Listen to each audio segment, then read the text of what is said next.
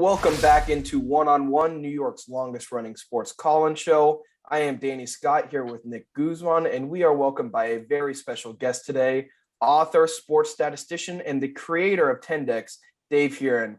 Dave, thank you so much for joining us. How are you doing today? I'm doing fine. How are you? Doing great. Glad to be here. You're here to talk about your new book, 75, which recaps the 75 years of NBA history. Can you just talk a little bit about your book and a little bit about what Tendex is? Okay, well, Tendex is something that's got to start at a college game. I went to the University of Delaware.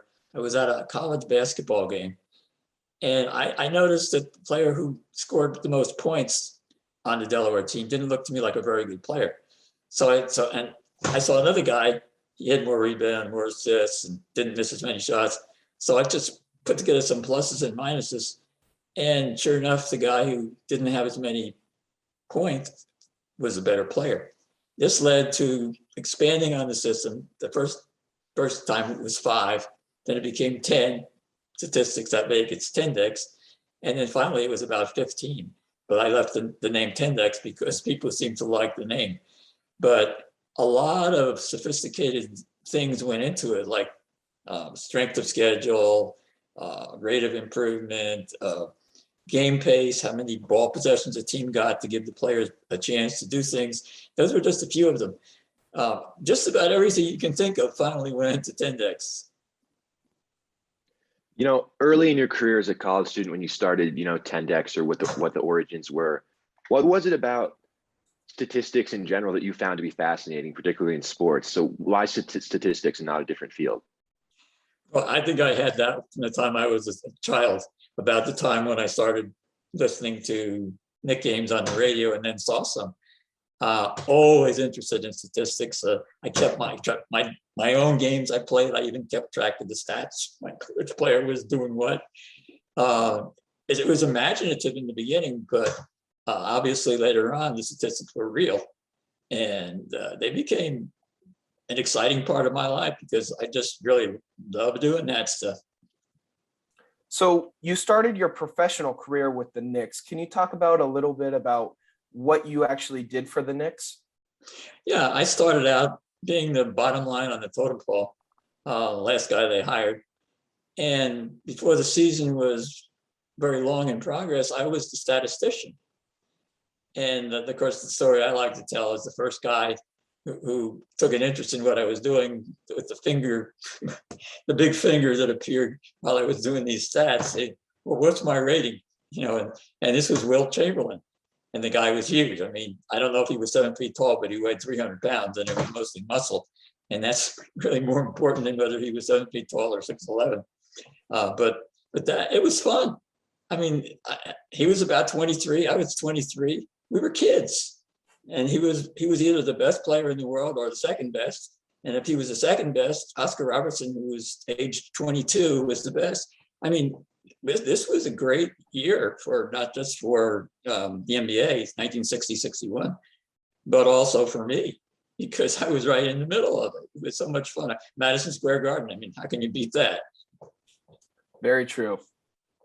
Yeah, something I'm curious about. The Tendex is, the first widely used basketball, statistical system. In today's NBA, advanced analytics are so much more prominent. Do you have an opinion on the way NBA teams use these advanced analytics today, like beyond the Tendex? Well, they call a lot of the stuff that they call analytics is originally Tendex. Tendex was 24 statistical things, and each one had a different, rating the rebounders, rating, the system, the playmakers, rating this and that and this and that. For instance, Steph Curry, the greatest shooter of all time, because he had the most points per shot. Pretty simple. I mean, I don't know what analytics calls that, but that's a pretty simple way to figure out who's the best shooter. I really think a lot of analytics originally came from Tendex. And I know that, well, there were 4, shall we call them emulators, who came out with books at the same time that I did all of a sudden. And one of them even quoted one of my paragraphs word for word. I know there were some guys who were legitimate. One of them was games. I'm trying to think of the statistic that I like in analytics. And it has to do, the word games is in it. It has to do with, anyway, I can't think of it.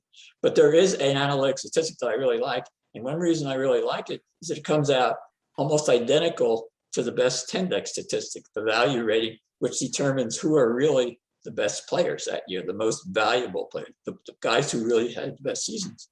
And there is one statistic in analytics, and I'm forgetting the name of it now, I'm getting that age, where it really comes out almost the same as Tendex. So some analytics are really good, but I think most of them are not so good. And part of it is because they really originally Tendex and they're pretending to be something else. That was my history all along. That I would come up with something in my weekly column in the Sporting News. Before I knew it, there was somebody out with a book pretending it was theirs. And the thing about statistics is you cannot protect them. There is no way of protecting them. Books have copyrights. Tendex don't have that. So they can do anything they want. They can call it anything they want. Bob Bellotti contacted me, and I think he was one of the legitimate statisticians. And I say that because he wanted to use one of my statistics. And I said, fine, go ahead, because it was one that I wasn't using. So I said Bob Bellotti was legitimate because he was using a real statistic. And the one that I was thinking about, games, whatever it was something about the game value. That one is a legitimate statistic. But I think a lot of them were just kind of made up by guys who are copycats. And anyway, that's what I think. Danny Scott, Nick Guzman here on One with author of 75, Dave Heeren. And Dave, this new book just came out illustrating the 75 years of the NBA history. And at the very end of it, it lists the 75 greatest players according to Tendex. And there were some shockers maybe to a more casual fan like myself. I mean, James Harden at number 5, and then you have a guy like Steph Curry all the way at 29. Can you just talk a little bit about the list and why some of these players may be a little bit higher than you think and why some may be a little bit lower than you would think? Well, the Curry-Harden draft was the same year. And I was playing a fantasy game with a guy, and Harden came out rated by Tendex the best player. And that was basically because he was more versatile than Curry. Curry's the greatest shooter of all time. But Harden, for a guard, is a great rebounder, still is, if you check his stats this year. His points are down. I think he's around 20, a little 21. But he's up there with about 10 rebounds and 10 assists. And it's not like Westbrook, who was just trying to cram the stats in so he can get credit for the triple doubles. But Harden is a legitimate player. Curry is too. I mean, he's in the top half of that list. And when you look at the list, the guys around him are pretty good. Actually, when you look at the list, the whole thing, this guy could be above that guy. This guy down here 5 places could be up 5. I mean, they're all close if you look at it. It's not that. Well, Harden actually is I think Durant is number 6, and they are better all around players than Curry. Curry played for a better team, and that's why he got a lot of publicity for it, because they won titles. But I think their best team was the one that they had Durant, and Durant was the best player on that team, not Curry. Harden played for a lousy team for so long, and the only reason they were in the playoffs was him. He got 5 Tendex player. No, wait, it was 6. It was 6 Tendex Player of the Year titles during the previous decade. Harden is a great player. He just has not had the teammates. Now, last year, he and Durant were on the same team. It should have won the title, but they both got hurt. Durant got hurt at the beginning, Harden got hurt at the end. Well, that happens. That can happen to anybody. But I don't think that the fact that they didn't win when they really had the best team is a reflection on Harden or Durant. They just got hurt. And both of them did. out for a half season or hindered for a half season. So that's a big factor. Injuries are always a big factor, and I'm usually on the player side, whoever they are. So I think Curry and Harden are both great players, and Durant's a great player. And just because they're recent doesn't detract from that. Some guys, they like to rate according to, well, the 80s were the greatest, so we just kind of root around that, but that's not really true. The 60s were as good as the 80s, and probably the last decade was as good as the 80s also. Those were great decades, that last decade and the decade of the 80s and the 60s. They were great. 90s, not so much. It was kind of the Bulls and everybody else. And the first decade was pretty weak because the guys, I was there enough to see them. They were sort of fat and flabby. They weren't making any money. So why work out? So a lot of them had other jobs where they got more money. I remember Dr. Kiki Vandeweghe, he played for the Knicks, and he was a good player, but he couldn't play. He couldn't afford it. My brother-in-law, Dick Davies, Red Auerbach wanted to sign him with the Celtics, and he could have started ahead of Casey Jones, who Red managed to talk into the Hall of Fame. But he told me, he said, Dave, I couldn't afford it. They weren't paying any money. But that changed after the 24-second clock thing. Then the athletes started to pay attention, and the fans started to pay attention to the athletes. And that's when the league started to get really good. Dave, you're a person who's been a viewer of the NBA really since the league's conception all the way through to today. Do you have a favorite era of the NBA? Well, the three that I mentioned, the 60s, the 80s, and in the last 10, which had Curry and Harden, and of course, LeBron, who was one of the four greatest of all time. And LeBron, for 4 years, was teamed with Dwayne Wade, who was in the next 10. I mean, these are some great players, and they're recent. Of course, the 80s had a lot of them. The 90s, it was really a weak decade. And they shortened the three-point line because they weren't scoring enough points, and the fans were getting restless. So they shortened the three-point line, and it became ridiculous. It was kind of a three-point shooting contest, and the scores were still in the 90s. Now, the Bulls were better than that because Jordan and Pippen knew how to make a team go. But a lot of the teams in the 90s, it was not a point guard decade. Magic had gone. Stockton was around. He was about the only great legitimate point guard.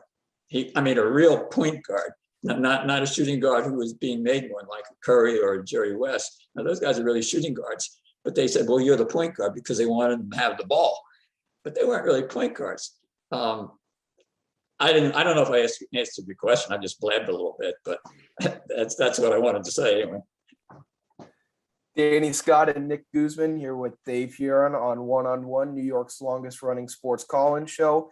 And Dave, my last question for you, Tendex has started to become pretty widely accepted in the NBA as a very useful statistic.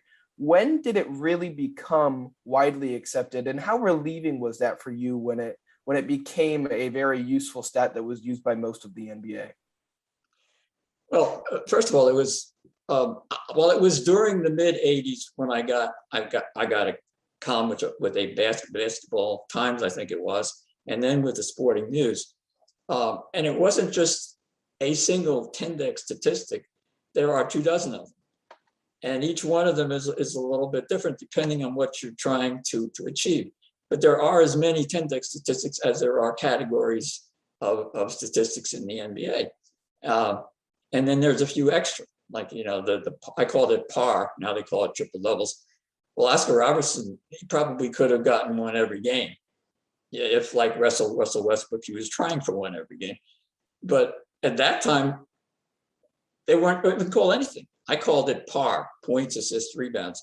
Larry Bird later came along with something else similar. But the triple-double thing didn't even exist in the 60s. Nobody knew what a triple-double was because it wasn't. I think that a lot of it had to do with the books. I wrote a bunch of books. There was an encyclopedia that used a Tendex stat, the whole database, Tendex database, but they didn't call it Tendex. And I was really glad because it was Bellatti's, and he called it points earned or point something. But it was a Tendex stat that I didn't like. And that stat, interestingly enough, that book did not have Michael Jordan with a single player of the year because the stat was defective. You have to compare each position, player by position. And the highest position for rating is the centers because they're the closest to the basket. Then the power forward because then they're the next guys to get the rebounds and putbacks. And then you get to the perimeter guys. And the two guards, Jordan, were last. So Jordan is very much deficient in the comparisons to guys like David Robinson and Shaquille O'Neal, even though he was a better player. And in this particular encyclopedia database, not a single player of the year award for Jordan. Tendex gave it to him 8 times. Tendex gave it to LeBron James 8 times. And then the two that had the conjunctive careers, Chamberlain and Robertson, they had it a total of 11 years in a row. I think it was Robertson 6, Chamberlain 5, and the other guy was number 2. So you can tell from that who the top 4 guys of all time were. It was pretty clear. Besides that, you had the fact that Robertson, he was the best man defender I ever saw. I mean, he went shut out Baylor in an all-star game. He shut down people all over the place. And in the all-star games at that time, they tried to win. Well, Robertson's team, whether it was East or West, and they shuttled him back and forth, won every time except one. And that was the time when Rick Barry scored 38 points. You can really tell. I mean, you can really tell who the great players are and were if you're really paying attention to what's going on and not just to the hype that says, well, Bill Russell was the greatest because his team won the most titles. Well, Bill Russell was not nearly as good as Chamberlain. He averaged 15 points a game. Chamberlain averaged 30 for the whole career. And they were both good defensive players. All 4 of those all-time players, Chamberlain, Robertson, Jordan, and James, excellent defensive players. So how can you push somebody ahead of him? Now, Curry, I like the guy, but not much on defense. And there are other point guards who can beat him. He's the best shooter, period. Harden, a little more balance. He can do just about anything a little bit. He's a great scorer, a great rebounder for his size, and a great playmaker for the fact that he's not even a point guard. Yeah, he's overall better than Curry, but Curry is such a great shooter. Why do we have to even say, well, he's better than him? Well, Curry's the greatest shooter of all time, period. And it's a wide margin. And that's what he does. Different guys have different roles. And it's really hard to say, well, this guy was this. I'll say this about the Knicks. I was just checking them out. Julius Randle has been an underrated player since he was at Kentucky. And I think it's Mitchell Robinson is at the center. He's a very promising player. So maybe the Knicks are on the way back. Well, Dave, thank you so much for joining us today. And make sure you go check out his new book, 75. Thank you again, and hope you have a great day. Well, thank you. And I guess I talked too long. But I love it. I love it. I really do. Thanks for having me, guys.